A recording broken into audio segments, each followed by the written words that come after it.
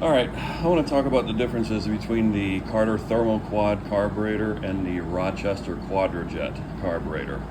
I want to go over the good and bad points of each carburetor, as far as tuning capabilities, parts availability, etc. First, I'll start with the Thermo-Quad. The Carter Thermoquad was introduced in 1969 as an over-the-counter performance carburetor to replace the Rochester Quadrajets that were used on the GM vehicles. It was not jetted for emissions, it was not jetted lean, it was not jetted for fuel economy. It was an over-the-counter performance carburetor, much like a Holley double pumper, some of your vacuum secondary Holleys, etc. So the carburetor was initially designed and put into production in 1969. It began use on production vehicles in 1971 on the Dodge and Plymouth 340s, like the Dusters, the Demons, stuff like that. It ran through 1984 and had a couple significant changes throughout the way. Your early carburetors were the 6000 series. They were basically pre-emissions, pre-lean burn carburetors.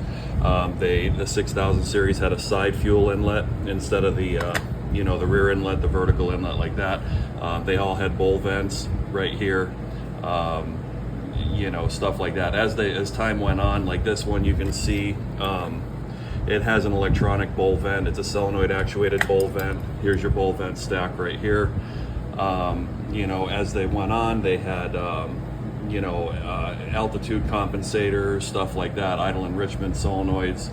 On the electronic lean burn cars, you had a tab bolted on, or not a tab, an arm, and you had basically a primitive throttle position sensor that would give information, translate throttle position sensor to throttle position to voltage, and send that information back to the computer. It was pretty much a cylindrical potentiometer that mounted on the side of the carburetor.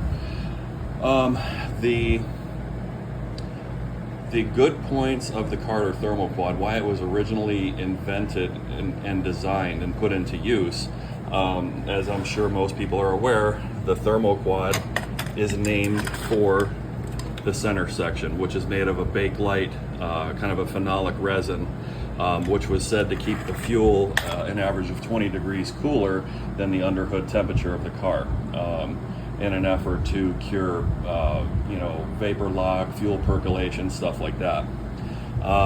Your Thermoquads came in two different sizes regardless. All of your secondaries, regardless of application, were 2 1/4 inch. Your primaries were either 1 3/8 on your 318s, later 360s, and some later 400s. The 1.5 inch primary carburetors were used on the early 360s, the 340s, and some of the earlier 400s, as well as all 440s, used the 1.5 inch primaries. The carburetors are pretty much, to a point, infinitely tunable. Your air door adjustment is made right here on the side of the carburetor. There's a small screw right here with a set screw. All carburetors have a vacuum dash pot, which controls the opening of the air door, the secondary air door. It's a common misconception that your air door is tuned primarily by this screw right here. If you look, this dash pot pulls directly on this link, which keeps your air door closed. Your dash pot has a metered orifice, and they're multiple different sizes. They can be fine-tuned, they can be drilled out to increase the opening rate of the air door. They can also be soldered shut and drilled to a smaller orifice to slow the opening rate. This, the set screw here, is just a final fine-tune adjustment. But it is a common misconception, as well as on the Quadrajets, that your air door opening rate is controlled solely by this. It's not. The carburetors, I mean, especially the Thermo-Quads, I mean, you know, these were introduced in 1969. They're 55 years old at this point, the oldest ones. They don't age well, I'll put it that way. You know, forget the typical throttle shaft wear and stuff like that. The base plates can be easily bushed, just like any other carburetor. The main problems with these carburetors is, I already pulled it apart, is this center section here. People, I mean, over time, how many times these carburetors have been rebuilt over the years, how many times they've been pulled apart. The center sections do warp, they do crack. They'll crack from being over tightened. You know, they're pretty durable. You know, for what they are and the material that they're made out of. They're extremely durable, but that doesn't make them bulletproof. One of the big drawbacks to the Thermo-Quad, especially with today's fuels, is right down in here. There's what's called X rings. There's two little rubber rings, one on each side of your primary jet well. It's basically like a square O-ring. Over time, what happens is, especially with today's fuels, these X rings, or call them O rings if you want, they can swell, they can distort. If the carburetor sits for any length of time, they'll basically deteriorate. I've seen them where they pretty much turn to jelly, and I've had to scrape them out with a pick, and they literally come out in it's like wet silicone. You know, and those seal directly here to your primaries. So any fuel that this doesn't seal to, you know what I mean, you're just drawing raw fuel in here. Here's your secondary jets on a Thermo-Quad. They do not make any, I mean, you might be able to find an old strip kit, you know, an old Carter strip kit that has multiple jet sizes and stuff like that. What I've always done, and like I said, I've run Thermo-Quads on everything from 318s to 440s, you know, in the past. You can drill these out. I think this carburetor here, this is a lean burn carburetor that I modified to use on a non-lean burn application. I think these jets were originally 125 thousandths, and I either drilled them out to 137 thousandths or 143 thousandths because a long time ago I had this carburetor on a Magnum-headed 360 that was in my 78 Fury. You know, and as time went on, you got more and more vacuum ports. Here's your ported vacuum port, which did remain for most of the Thermo-Quads. Some of your later 70s, early 80s, you know, as the computers and everything became more advanced for their day and stuff like that, you know, you'd lose your ported vacuum port for your distributor. Obviously, you didn't need it because your distributor is entirely computer controlled. Always had a PCV valve. This would go to your canister, stuff like that, just typical stuff.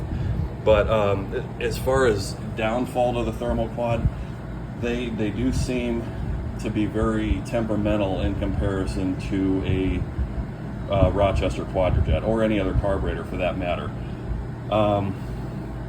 You know, and like I said, I've always set them up. I never had a single problem with Thermo-Quads. They're my favorite street carburetor for a Chrysler product. You know, you've got your, you know, two massive bowls right here. Fuel starvation is rarely, if ever, an issue. Your factory fuel line size on a Thermo-Quad is always going to be a 5/16. You can get an over-the-counter 3/8 inlet. You can get larger needles and seats. Brass floats. Your older carburetors came with brass floats. I always use them on the newer ones. You know, they're pretty much, you can set them up to run like fuel injection. Now, some of the, you know, your competition series Thermo-Quads, you know, they're not going to have a PCV port.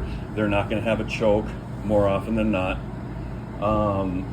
And they are jetted, you know, a lot fatter. They're probably, you know, like I said, the spread bore equivalent of a Holley double pumper. You know, tuning is required, obviously, on anything. And, you know, they also had, in the late 70s, early 80s, a universal over-the-counter replacement called the Carter Super Quad. And what that basically was was a small primary, inch and 3/8 primary, universal carburetor that was sold to replace, say an original, a Quadrajet or a Thermo-Quad, that maybe was too, it was tired. Nobody wanted to, they didn't want to take the time to rebuild it. Throw an over-the-counter carburetor on it. The Carter Super Quad, unlike all Thermo-Quads before it, which used a manually actuated choke, used an electric choke mechanism, much like a Quadrajet or a Holly or an Edelbrock, which would have a 12-volt feed wire going to it and basically a bimetallic spring that would actuate the opening of the choke. The Thermo-Quad was discontinued after the 1984 model year. Carter quit making them. At which point Chrysler, for the duration of their run, for carburetors anyway, they switched to the Rochester Quadrajet. They ran that carburetor all 1985 to 1989 embodied Chrysler products, the Diplomat, the Grand Fury, police package cars, with a factory equipped with a 4-barrel, would have come with a Rochester Quadrajet. Trucks ran the Quadrajet until 1988, when they got the throttle body fuel injection. But long and short of it, they are tunable. I mean, here's your metering rod tree right here. This is for your primary metering rods. And if you look down in there, there's a small little flathead screw. The metering rods on the primary metering rods on a Thermo-Quad are almost infinitely adjustable. You can set them to any height you want. You can set them to open later, earlier, whatever the case may be. They do. I've heard, and I've never done it, but I've heard you can modify a Carter AFB or an AVS metering rod, so you get some tunability on your primary side. I still have, I think I've got 7 or 8 Thermo-Quads still. Most of them are the 6000 series, the pre-emissions, or pre-lean burn rather, carburetors. This one's a 9000 series. I think this is off of a 77 400, I believe, police car.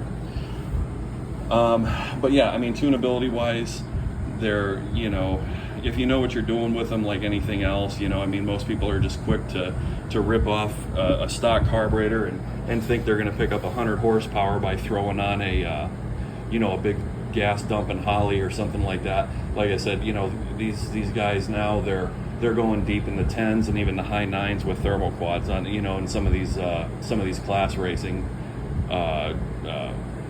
class racers, you know what I mean? So yeah, they're pretty much, if you have one, better make sure it's complete, better make sure the center section matches the air horn, matches the base plate, stuff like that.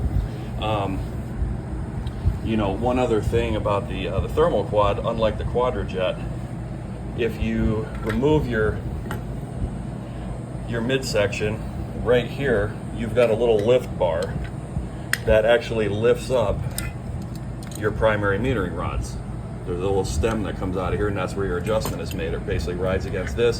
When the car starts up, the vacuum draws that piston down and keeps your metering rods down into the jet until your throttle actuates them and opens them up. So they're very tunable, but you have to make sure, like I said, that you get one in really good condition before you go messing with them, because if there's anything missing, if there's anything damaged, unless it's a rare carburetor like a 71 solid fuel metered 340 carburetor for a Demon or a Duster or something like that, a lot of times you're better off just getting one that's all complete and it's all there and stuff like that. Another thing too is, for any kind of a performance application, always try and shoot for a 6000 series, say 72 to 74, early 75, stuff like that. Because they're going to be calibrated different, they're going to be jetted different. You're going to have richer secondary metering rods, stuff like that, or metering jets. So, as far as the Thermo-Quad goes, that's pretty much the long and short of that. And as far as the Quadrajet goes, the Quadrajet was introduced in 1965 on the 396. Its design was originally to, be a mild street performance carburetor. I mean, they were equipped on the small 3.25 horse 396s, you know, the oval port hydraulic cam, basically station wagon motors. You know, they're both a spread bore carburetor. The Thermo-Quad and the Quadra-Jet, they have the same footprint, same mounting pattern, you know, bolt pattern and everything on the intake manifold. They are completely interchangeable. You know, obviously your linkage is going to be a little bit different depending on application and stuff like that. And like I said, your 85 to 89 Chrysler products did use Chrysler throttle linkage, obviously, you know, to use on their cars and trucks. I mean, this is a 1984 Camaro carburetor, so it's got the mixture control solenoid, the throttle position sensor, stuff like that. But the basic bare bones of the carburetor is the same all the way back to 1965. You know, you've got your secondary air door, and that's adjusted. Right here, there's a small set screw underneath here. This one is missing, but it's got a vacuum dash pot with a link that goes up to your, you know, your secondary air door, which again, on a Quadra-Jet, just like a Thermo-Quad, is how the opening rate of your secondary air door is controlled. This set screw, this adjustment right here, is a final fine tuning, you know, to adjust your air door. Like I said, same. These are 1 3/8 primaries, double booster rings, just like the Thermo-Quad. You know, and that the idea behind it was, you know, better fuel atomization as opposed to like a you know, a down Lake Holly booster, or you know, an Edelbrock or an AFB. You know, of course, back in the day would be an AFB or an ABS, or even the older WCFBs. These carburetors age a lot better than the Thermo-Quad. Parts availability is hands down 1,000 times better. You can still, up until recently, Edelbrock was still making performance versions of the Quadra-Jet. You know, the Quadra-Jet came in basically two major varieties. One would be your, you know, your Chevrolet side fuel inlet right here, and then on your BOP, your Bugles, Pontiac, and Cadillac had a straight out fuel inlet. Just due to, you know, bracket configuration, thermostat housing location, and stuff like that. The Quadra-Jet's downfall, obviously, if you look at them, is your float bowl size. So right here, this is basically all you get for a float bowl is this area right in here. That's it. Right under here, this is your primary metering rods. On an older non-computer controlled carburetor, these would be basically an adjustable metering rod tree that you can adjust through the air horn of the carburetor, just like the Carter Thermoquad. You know, you've got same 2.25 inch secondary, stuff like that. Here's your double boosters and everything. Most of these carburetors were rated at 750 CFM. I've heard that there are some Cadillac carburetors, you know, like on the 472s and 500s, that were like an 850 CFM rating, and I'm not exactly sure. I think the actual contour or size of the Venturi itself was your difference. But like I said, I've heard those carburetors are rare, and I've never seen one. But you know, like I said, these carburetors are, for some reason, they age better. I mean, you could let them sit. I've had Quadra-Jets that sat in junkyards for God knows how many years. Throw them on, you know, hook the fuel line up, crank it over, and they fire right up like you just shut them off yesterday. You know, so like I said, the Quadra-Jet was made from 1965, and it was last used in 1990 on 307s, like in the full-size Cadillacs, Impala station wagons, stuff like that, Buick station wagons, and then it was discontinued, obviously, after the 1990 model year. Your downfalls to the Quadra-Jet, just like any older carburetor, but for some reason, Quadra-Jet specifically, they, underneath these little dabs of epoxy right here, you've got these soft lead plugs that are basically tapped into where this passage was drilled when this carburetor was made. And it's very common for these to leak right here, and these are your secondary jet wells right here. This is right above this is where your secondary metering rods fall into, and where your secondary side is metered. These things do like to leak, obviously, over how many thousands, tens of thousands of heating and cooling cycles. Aluminum or zinc, whatever they're made out of, basically it expands and contracts at a different rate than lead. So over time, you'll get a little bit of seepage out of here, which will in turn flood your primary side. It can be so bad as the car will run rich at idle and smoke. It could be you'll shut the car off for an hour or two, go back to it, and you'll have to crank it. It blows a cloud of black smoke and it fires up. On the newer, 81 to 90 Quadrajets like this one, like an E4ME, your dwell will be all over the place. You always want to shoot for a dwell of roughly 30 degrees. Usually, like I said, that'll be a telltale sign. You throw a dwell meter on it, and the computer will be reading, 15, 16 degrees of dwell instead of your targeted 30. That's a good sign right there that these things are leaking. A lot of people just put JB Weld over them and call it good.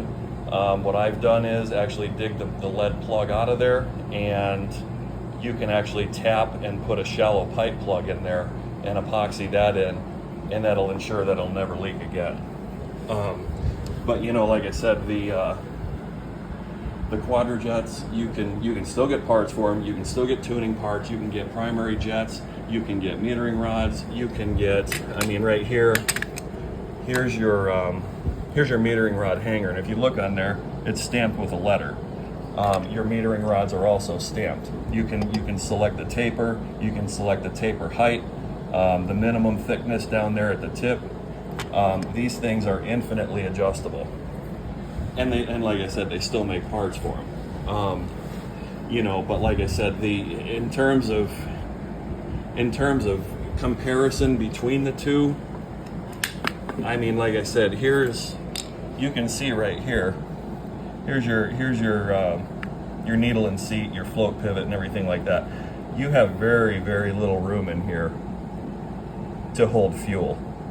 I've seen a lot of guys grind down some of these little thin casting walls to get fuel to kind of come in here and everything to get a little bit extra capacity. You can run larger diameter needles and seats for the float. You can run smaller size floats. You can run windowed seats, which I've done. And just like the Thermo-Quad, there's Quadrajets running in the 9s now in certain classes of drag racing. My preference, like I said, I've been running Quadrajets and Thermo-Quads and modifying them and racing them and everything for close to 30 years. Neither one of these carburetors, it's really hard to beat either one of these for a street application. People argue, the Edelbrocks and the AVSs and stuff like that. The Edelbrock is based on the original Carter AFB, which came out in I think like 1964 or something like that, 63, 64. They've been around a long time. And they're in comparison, they're primitive in design, just like the Holly 1850, which Ford has used a derivative of, for 60 plus years. They don't get as good a gas mileage. They're not as responsive. They don't have the CFM capabilities. You look at some of the cars from the Mopar era. A 71 383 Roadrunner would have come with a Holly, a vacuum secondary 1850 style Holly that's rated at 585 CFMs.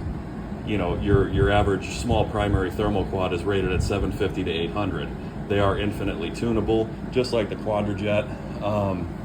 It's one of the few carburetors, these air door style carburetors, where you can take a 750 carburetor and put it on a bone stock 8-to-1 305, and you can tune it to where it's ideally set up. It won't bog. It gets great gas mileage. Tunability is excellent, whatever the case may be. But I just wanted to do a side-by-side comparison because it's a lot of people, especially the Quadrajet, for some reason or another, people, they're afraid of them. They don't understand them. They think they're junk, and like I said, the mentality of most people is if it came factory equipped, if it came on a car from the factory, that must mean it's junk. You know what I mean?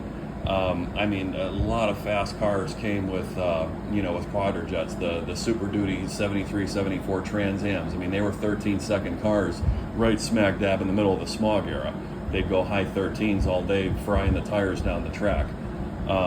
They're extremely simple carburetors to set up, and I never understood the Quadra bog and Quadra junk and stuff like that. You're basically admitting you don't have a clue on how to set up a carburetor. Same thing with the Thermo-Quad, the thermo bog and everything else. Like I said, I've never had one bog, and if I did, I had it fixed in a half an hour.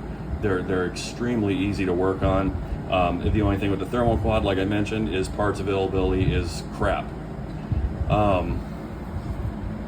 So like I said, I just wanted to go give a side-by-side comparison, and obviously for a street car, due to parts availability and just overall carburetor availability, I would always go with the Quadrajet. I mean, I've run Quadrajets on Mopars.